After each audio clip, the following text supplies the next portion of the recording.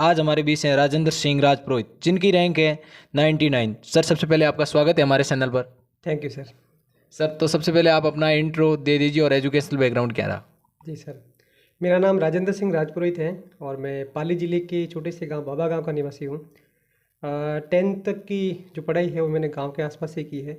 उसके बाद मैंने जोधपुर से पढ़ाई की और ग्रेजुएशन मैंने जयपुर में मैरी शेरविन कॉलेज है, वहाँ से बी फार्मेसी की। लेकिन मेरी लाइफ में स्ट्रगल का शुरुआत से रिश्ता रहा है। कॉलेज के दौरान 3rd ईयर में मेरे पिताजी का देहांत हो गया था, तो वहीं से स्ट्रगल की शुरुआत हुई। उसके बाद फिर मैंने अपनी स्टडी पूरी करके जॉब लिया। मैं एग्रीकल्चर डिपार्टमेंट में जो अपने लैब असिस्टेंट के रूप में लगा। उसके बाद मेरा पढ़ाई से नाता टूट गया था, क्योंकि मेरे ऊपर परिवार की काफ़ी सारी जिम्मेदारी आ गई थी। मेरी शादी भी हो गई थी और सारा देखना था। तो 2018 तक मैं पढ़ाई से पूरी तरह से दूर रहा। उसके बाद 2018 में मुझे लगा कि मुझे लाइफ में कुछ करना चाहिए, क्योंकि मैं सरकारी नौकरी में ही था, तो वहाँ प्रशासन से मेरा डेली इंटरेक्शन होता था। तो प्रशासनिक सेवाएं मेरे को काफ़ी आकर्षित करने वाली लगी। तो वहीं से मैंने सोचा कि मैं अब आरएएस की तैयारी शुरू करूँगा। 2018 में जब इसकी नोटिफिकेशन निकला, तब से मैंने इसकी स्टडी शुरू की। और मैं इस फील्ड में पूरी तरह से नया था, मुझे कुछ भी इसकी जानकारी नहीं थी। फिर एक दो फ्रेंड जो यहाँ जयपुर में रह के तैयारी करते थे, उनसे मैंने पूछा कि इसकी तैयारी किस प्रकार से होती है।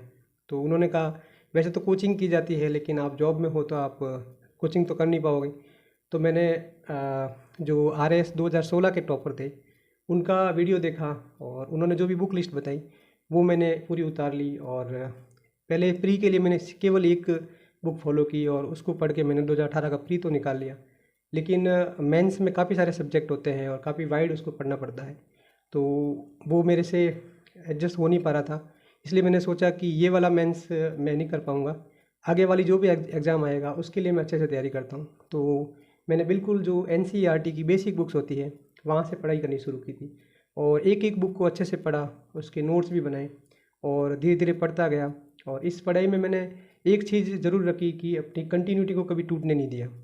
चूँकि मैं जॉब में था तो मेरे को स्टडी आवर बहुत कम मिलते थे, 4 से 5 घंटे, कभी 6 घंटे ऐसे मिलते थे। लेकिन सैटरडे संडे मेरा ऑफ रहता था, तो उस दिन मैं अच्छे से पढ़ाई खींच लेता था। इसके अलावा जॉब के दौरान 2020 में कोरोना भी आया था, तो वहाँ से लॉकडाउन में दो महीने की छुट्टी मिल गई। फिर 2021 में भी एक बार और लॉकडाउन हुआ, तो उस टाइम मेरे को पढ़ाई के लिए काफ़ी अच्छा समय मिल गया। तो उसमें मैंने नोट्स वगैरह लिखे और एक टेस्ट सीरीज़ भी ज्वाइन कर ली थी। तो उस टेस्ट सीरीज़ के जो भी टॉपिक्स होते थे उसके अकॉर्डिंग मैं पढ़ता गया और टेस्ट लिखता गया। तो 2021 का जब प्री हुआ था, उससे पहले ही मेरा सारा सिलेबस एक बार कवर हो गया था और मैंने प्री पूरा कॉन्फिडेंस के साथ दिया, प्री भी निकल गया। फिर मेंस मेंस को भी अच्छे से दिया।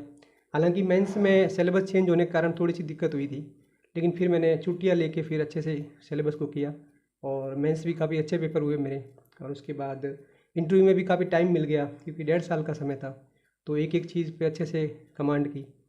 इंटरव्यू के दौरान काफ़ी टाइम था, तो ऐसा लग रहा था कि पढ़ाई को कंटिन्यू कैसे रखें। तो उसके लिए मैंने एक टेलीग्राम पे छोटा सा चैनल बनाया। मेरा चैनल भी है बी सिविल बाई राजेंद्र राजपुरोहित नाम से। तो उस पर मैं डेली करंट अफेयर अपडेट करता था, तो उससे मुझे भी फ़ायदा होता था और जो भी उसको फॉलो करते थे उनको भी काफ़ी फ़ायदा हुआ है।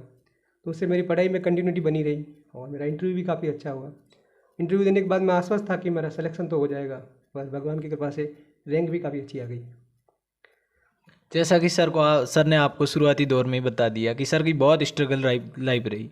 तो सर, जैसा कि आपने बताया कि आपको सर्विस होने के नाते भी 8 साल तक आपने कोई पढ़ाई से आपका कनेक्शन नहीं दिया, फिर भी आप 8 साल एक पढ़ाई को छोड़ के दोबारा पढ़ाई को करना बहुत कठिन होता है। कैसे किया सर ये? जी सर, मैं जब जॉब में था तो एक्चुअली मेरी जॉब कोइंसिडेंटली लगी थी।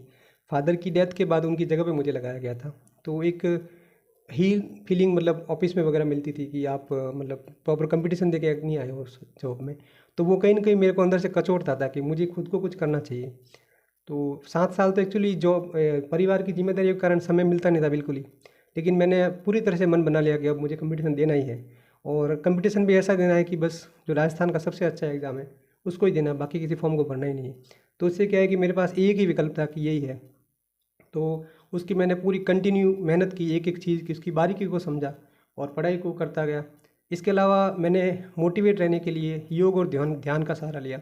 तो वहाँ से काफ़ी मेरे को मोटिवेशन मिलता गया और पढ़ाई में मैंने कंटिन्यूटी रखी। इससे मतलब मेरे अंदर अंदर अपने आप ही एक मोटिवेशन जगता रहा कि बस मुझे ये वाला एग्ज़ाम निकालना है। सर ये आपका कौन सा अटेम्प्ट था?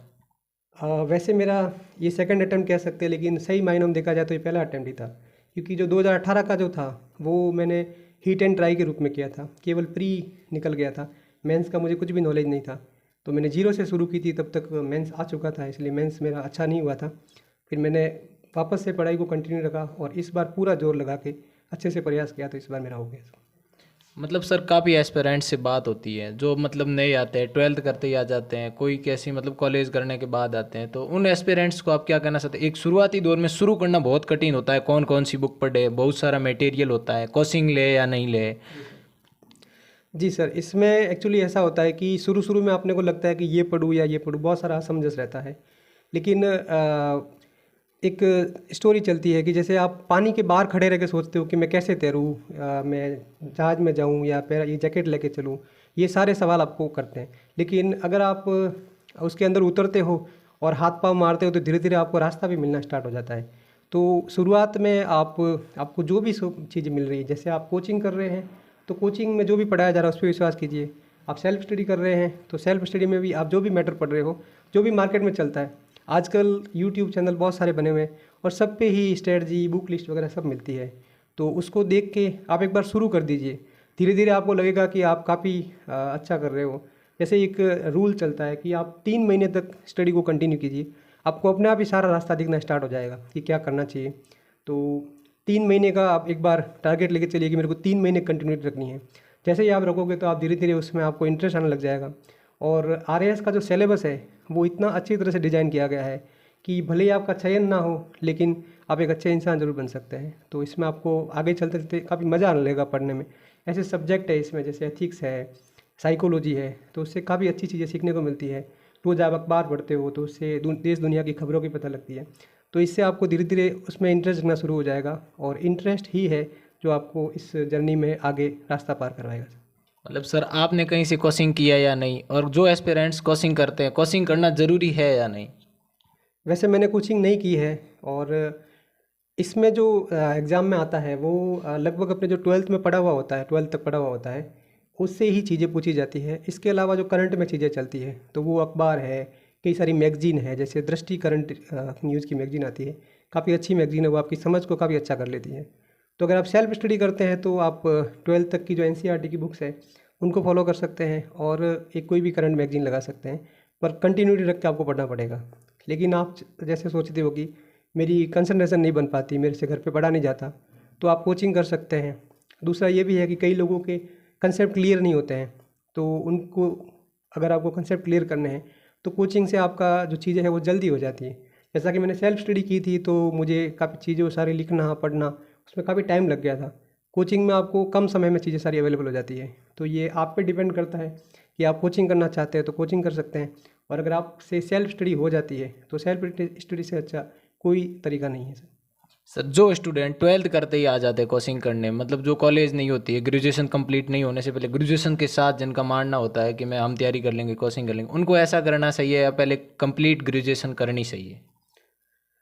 अपने यहाँ जो स्कूलिंग का, कॉलेज का एक कल्चर चला हुआ है कि जैसे कॉलेज में 1 वीक सीरीज पढ़ के लोग एग्ज़ाम निकालते हैं, तो उनके बेस वगैरह स्ट्रॉन्ग होते नहीं हैं। अगर आप 3 साल अच्छे से मेहनत करते हैं कॉलेज के दौरान ही, तो आपका बेस काफ़ी स्ट्रॉन्ग हो जाता है। तो उससे आपको बहुत कम एफर्ट में ही आप अपनी मंजिल को प्राप्त कर सकते हैं। तो अगर आपके घर वालों ने आपको यहाँ पे पढ़ने के लिए भेजा है तो आपको मन लगा के पढ़ना चाहिए और इसमें आपको अपने कंसेप्ट क्लियर करने चाहिए। इसके लिए आप कोचिंग का जो टाइम मिलता है उसमें तो पढ़ना है। इसके अलावा जैसे अखबार है, मैगज़ीन है, एनसीईआरटी का जो फाउंडेशन है उसको अच्छे से करना चाहिए, ताकि एग्ज़ाम में कैसा भी प्रश्न आएगा तो आप उसको हैंडल कर लोगे।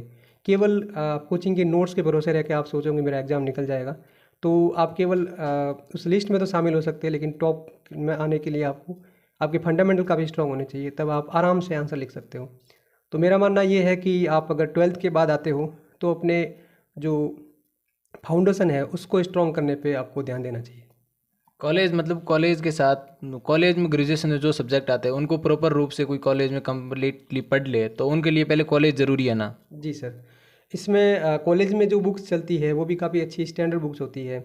कॉलेज की लाइब्रेरी में आपको काफ़ी अच्छी बुक्स मिल जाती है, तो उनका भी आप गहराई से अध्ययन करते हैं तो आपका फाउंडेशन काफ़ी स्ट्रांग होता है। जैसा कि इसमें एथिक्स सब्जेक्ट है, निबंध आता है, इंग्लिश में भी ऐसे वगैरह आते हैं। तो उनके लिए अगर आपके पास अच्छी शब्दावली होती है, आपको थोड़ा सा अच्छा नॉलेज होता है, तो आपको चीज़ें रटने की ज़रूरत नहीं होती। आप अपने ज्ञान के आधार पे काफ़ी अच्छा आंसर लिख सकते हो और आपकी कॉपी एक परिपक्व जो एस्पिरेंट होता है उसके जैसी लगती है, तो आपके नंबर भी अच्छे आते हैं। तो आप कॉलेज के साथ तैयारी करते हो तो आपको जो फंडामेंटल है उनको स्ट्रॉन्ग करने पे बल देना चाहिए। सर मतलब जैसे कि तमाम एस्पिरेंट से बात होती है, उनसे भी होती है और आपसे भी, जैसे आपने कहीं से टेस्ट सीरीज ली या नहीं, किसमें जैसे प्री देना है तो प्री से पहले किसी की टेस्ट सीरीज कोई कोचिंग से की या नहीं? प्री से पहले मैंने कोई टेस्ट सीरीज नहीं ली। उसमें आजकल ऑनलाइन काफ़ी सारे एप्लीकेशंस हैं, वहाँ पे आपको प्री के जो छोटे छोटे टेस्ट मिल जाते हैं। सब्जेक्ट वाइज भी काफ़ी है, टॉपिक वाइज भी काफ़ी है। जैसे टेस्ट बुक करके एप्लीकेशन है, उस पर टेस्ट दे सकते हैं आप। और भी आपको आजकल टेलीग्राम पे कोचिंग्स के पेपर भी मिल जाते हैं, तो वो भी लगा सकते हैं। ऐसी सर ऑथेंटिक बुक हैं जो जिस प्री में काफ़ी हेल्पफुल रहती है स्टूडेंट के लिए? प्री में जैसे जो फैक्ट होते हैं उसका थोड़ा सा रोल रहता है। तो उसमें जैसे इकोनॉमिक्स के लिए इकोनॉमिक सर्वे है, वो काफ़ी ऑथेंटिक है। बाकी जैसे अलग अलग सब्जेक्ट के लिए जैसे हिस्ट्री है, तो उसमें किरण प्रकाशन की एक बुक आती है, उसमें फैक्ट पूरे अच्छे से कंपाइल किए हुए हैं। तो वहाँ से आपकी हिस्ट्री के काफ़ी सारी चीज़ें सही हो जाती है। इसके अलावा करंट अफेयर के लिए जैसे आप अपने, क्योंकि जो तैयारी होती है वो कुमुलेटिव होती है, अर्थात आपको प्री और मेंस दोनों साथ में लेकर चलना होता है।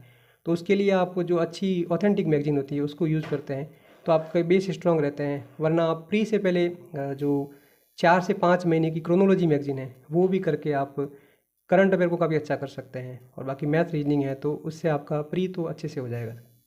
तो सर जैसे कि आपने मेंस की तैयारी की, तो मेंस के लिए प्रॉपर टाइम, कितने टाइम के अंदर मेंस की तैयारी हो जाती है? जैसे चार पेपर लगते हैं आरएस के, जीएस के, तो उसका कितने टाइम तक, और उसने उसकी कोचिंग, आपने कोचिंग से कोई टेस्ट सीरीज ली या नहीं? वैसे मेंस का रिटेन पावर पे होता है। जैसे किसी किसी का रिटेन पावर बहुत अच्छा होता है, बहुत कम टाइम में चीज़ें याद कर लेते हैं। किसी किसी का कम होता है तो उनको थोड़ा टाइम लग जाता है।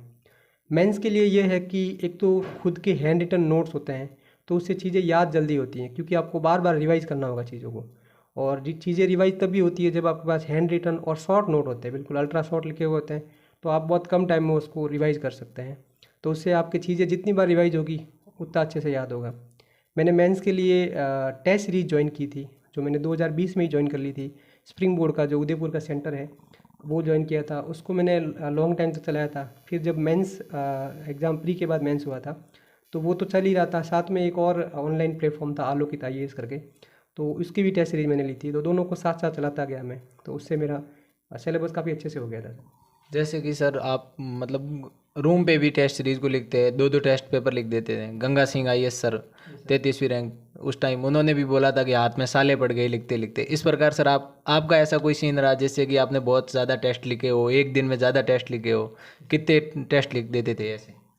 जी सर, मैं एक दिन में 2 टेस्ट लिख देता था आराम से। और मेरे भी आप देख सकते हैं ये साले पड़े हुए हैं, लिख लिख के हुआ है ये। और अभी भी जैसे कल भी मैंने 2 टेस्ट लिखे हैं। हाँ, ये दिख रहे हैं। वो इससे क्या है कि मतलब हैबिट पड़ी हुई है। मैं लिखने की हैबिट के कारण ही पेपर को दिए गए टाइम से आधे घंटे पहले पूरा कर लेता हूँ, क्योंकि मैंने इतना सारा लिखा है कि हाथ को आदत हो गई है लिखने की, तो आराम से मैं कर लेता हूँ इस चीज़ को। तो यही चीज़ आपको आगे लेके जाती है। तो और सबसे इम्पोर्टेंट होती है ईमानदारी। जैसे मैंने सारे टेस्ट रूम पे बैठ के लिखे हैं, मैं कभी किसी कोचिंग में नहीं गया, वहाँ जाके कभी पेपर नहीं दिया। केवल रूम पे बैठ के, मेरे पास प्रिंटर है, लैपटॉप है, वहीं पे प्रिंट निकाल लेता हूँ और टेस्ट को लिख देता हूँ। और टाइमर लगा के लिखता हूँ, ऐसे मैं एग्ज़ाम हॉल की तरह करता हूँ। तो आराम से मेरे सारे पेपर भी पूरे हुए टाइम पे। मेन एग्ज़ाम में भी मेरे एक सवाल भी नहीं छूटा, सारा पेपर किया मैंने। और यही रीज़न है कि मैं इंटरव्यू देने वालों में भी शामिल था और अंतिम जो लिस्ट निकली उसमें भी टॉप रैंक में शामिल हुआ था। तो सर इंटरव्यू के लिए आपने कहीं से मतलब मॉक टेस्ट किए या? जी सर, इंटरव्यू के लिए क्या है कि सर बोलने की प्रैक्टिस काफ़ी ज़्यादा होती है, तो उसके लिए मॉक इंटरव्यू अगर आप देते हैं तो आपका हेजिटेशन दूर हो जाता है, आपकी कम्युनिकेशन स्किल सुधर जाती है। तो इंटरव्यू के लिए जयपुर में जैसे स्प्रिंग बोर्ड है, सम्यक है, यहाँ पे मैंने मॉक इंटरव्यू दिए थे, तो उससे काफ़ी सारा मेरा सुधार हुआ था। इसके अलावा जोधपुर में उत्कर्ष है, 3-4 जगह पे मैंने मॉक दिए, लगभग 20 के आसपास मॉक दिए थे मैंने। तो उससे मेरा हेजिटेशन दूर हो गया। और जब मैं आरपीएससी में इंटरव्यू देने गया तो मुझे लगा ही नहीं कि मैं इंटरव्यू देने आया हूँ, मुझे लगा जैसे मैं मॉक इंटरव्यू देने आया हूँ। और एकदम कूल और कॉन्फिडेंट होकर मैंने इंटरव्यू दिया, तो मेरा इंटरव्यू भी काफ़ी अच्छा हुआ था सर। काफ़ी टॉपर से सर बात होती है, जैसे कि इंटरव्यू में जाने से पहले उनको ये हेजिटेशन सा होता है, अंदर जाने के बाद नॉर्मल रहते हैं। आपके साथ ऐसा हुआ क्या? इसमें सर एक ध्यान की अवधारणा है कि अगर आप ध्यान करते हो और लंबी गहरी सांसें लेते हो तो आप अपने आप को नॉर्मल रख पाते हो, क्योंकि आप जब अंदर घुसते हो तो एकदम से आप हेजिटेशन फील करते हो। लेकिन अगर आप लंबी गहरी सांसें लेते हो, रोज़ाना ध्यान करते हो, तो आपको बिल्कुल भी एहसास नहीं होगा कि आप किसी के सामने एकदम हेजिटेट हो रहे हो। तो मेरे को ऐसा बिल्कुल भी फील नहीं हुआ। जब मैं इंटरव्यू रूम में गया तो एकदम आराम से जाके बैठा और आराम से हर प्रश्न का जवाब भी दिया सर मैंने। थैंक यू सर, बहुत बहुत आभार सर की, बहुत जय हिंद।